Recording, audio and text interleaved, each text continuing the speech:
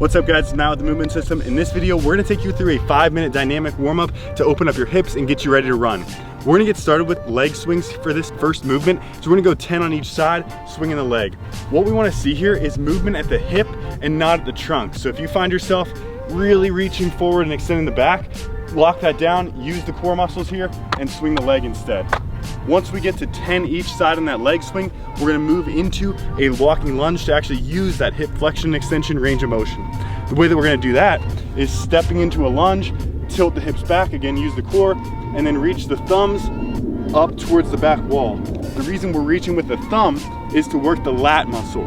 So we're really extending through that lat, big reach overhead, and we're getting hip extension at the hips here. Again, for this one, we're gonna be 10 each side on that walking lunge. Once we get through our 10 walking lunges, that's when we're gonna work into our knee to chest. This is really gonna drive hip flexion range of motion. So for that knee to chest, we're gonna step with it, bring that knee up, and then just take it 10 each side. Work that knee all the way up, using the hands to give you a little bit of extra range of motion. And once you get to 10 each side, we're gonna drop it into a figure 4.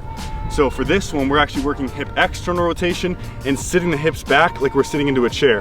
Again, we can do this while we're moving down the track. Get the ankle on the knee there, push out on the knee gently, set the hips back. Once you get through your 10 each side on the figure 4 stretch, we're gonna get into a skipping motion. This one's just to start to get a little bit more rhythmic with it, and we're gonna start by driving the knee up and then bringing the knee down. So it's a bit of a skip, kind of like that. We're working the arms in reciprocal motion, meaning that as the left knee comes up, the right arm goes up. What we're gonna do is skip about 10 meters, take a little break, skip 10 meters again.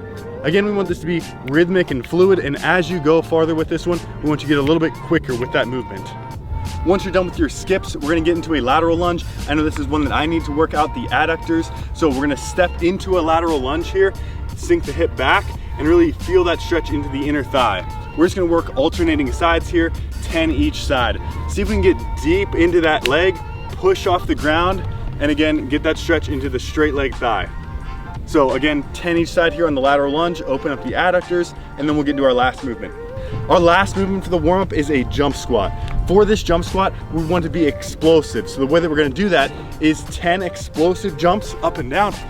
Stick the landing, wait a second or two, jump again.